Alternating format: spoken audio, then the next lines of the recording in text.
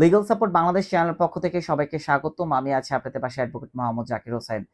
আপনারা জানেন যে নতুন নতুন আইন তৈরি হচ্ছে এই 2025 সালে এসে, এবং পূর্বের অনেক আইন বাতিল করা হচ্ছে এবং কি অনেক আইনকে সংশোধন করা হচ্ছে। ঠিক এডিআর এর একটা আইন আছে, আপোষ মীমাংসার যে একটা আইন আছে, সেই আইনটাকে কিছুদিন আগে 2025 সালে কিছুদিন আগে এসে কিন্তু সংশোধন করা হয়েছে।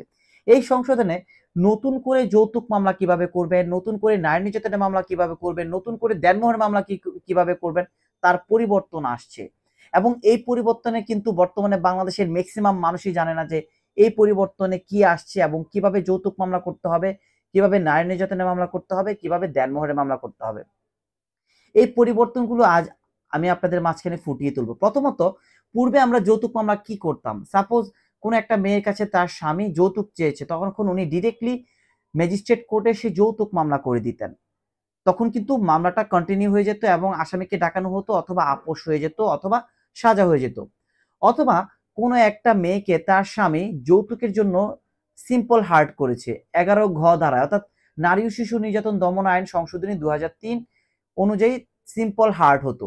সিম্পল হার্ট হলে কিন্তু 11 ঘ ধারায় মামলা করে, সেই মামলাটার ক্ষেত্রে কিন্তু মেডিকেল সার্টিফিকেট নিয়ে আপনি নারী শিশু ট্রাইব্যুনালে মামলা করতে পারতেন। অথবা আপনার দেনমোহর ভরণ পোষণ প্রয়োজন, আপনার স্বামী আপনাকে দেনমোহর ভরণ পোষণ দিচ্ছে না, আপনি কিন্তু খুব ইজিলি পারিবারিক কোর্টে দেনমোহর ভরণ পোষণের মামলা করতে পারতেন।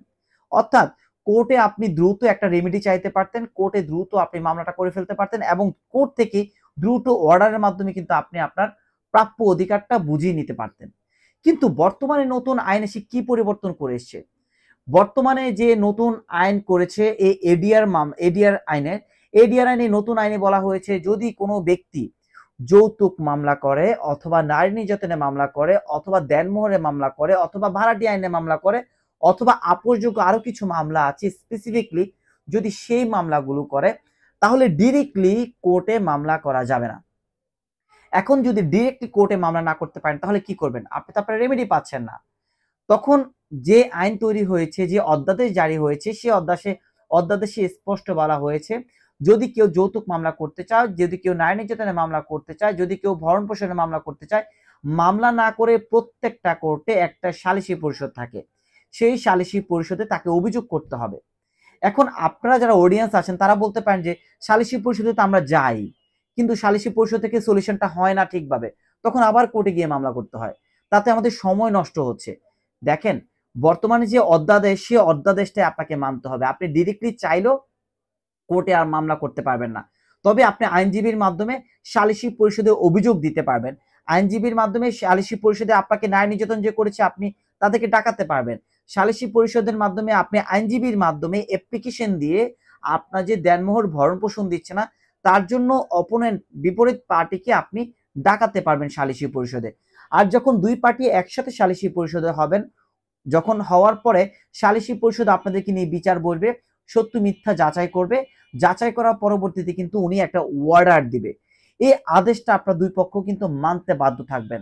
এখন অডিয়েন্স থেকে অনেকে বলতে পারবেন যে হ্যাঁ, আমরা তো সালিসি পরিষদে গিয়েছিলাম, অর্ডারও পেয়েছি, কিন্তু এই অর্ডার বেসিক্যালি অপোনেন্ট পার্টি মানতে চায় না, মানে না। তখন আপনার কি করণীয় থাকবে? যদি এমনটা মনে হয় যে সালিসি পরিষদে গিয়েছেন কিন্তু মানানো যাচ্ছে না, সালিসি পরিষদের কথা তারা শুনছে না, সেক্ষেত্রে কিন্তু সালিসি পরিষদ আপনাদেরকে একটা অর্ডার দিয়ে দিবে। সেই অর্ডারের ভিত্তিতে কিন্তু আপনি যৌতুক মামলা করতে পারবেন ম্যাজিস্ট্রেট কোর্টে, নারী নির্যাতনের মামলা করতে পারবেন ম্যাজিস্ট্রেট কোর্টে, দেনমোহরের মামলা, ভরণ পোষণের মামলা করতে পারবেন পারিবারিক কোর্টে। অর্থাৎ এখন থেকে যৌতুক, নারী নির্যাতন, ভরণ পোষণের মামলা নতুন আইন হলো, অবশ্যই এগুলোকে আপনি ডিরেক্টলি কোর্টে মামলা করতে পারবেন না। প্রথমত, আপনি এই মামলাগুলো করার জন্য সালিসি পরিষদে অ্যাপ্লিকেশন করতে হবে। অ্যাপ্লিকেশন করার পর সালিসি পরিষদ বিষয়টাকে যাচাই বাছাই করে একটা অর্ডার দিবে, আর সেই অর্ডার যদি আপনারা না মানেন, সেই ক্ষেত্রে আপনারা বিজ্ঞ আদালতে, ম্যাজিস্ট্রেট কোর্টে এসে অথবা পারিবারিক কোর্টে গিয়ে এই স্পেসিফিক মামলাগুলো করতে পারবেন। আনলেস সালিসি পরিষদ ছাড়া ডিরেক্টলি কোর্টে কিন্তু আপনারা মামলা করতে পারছেন না।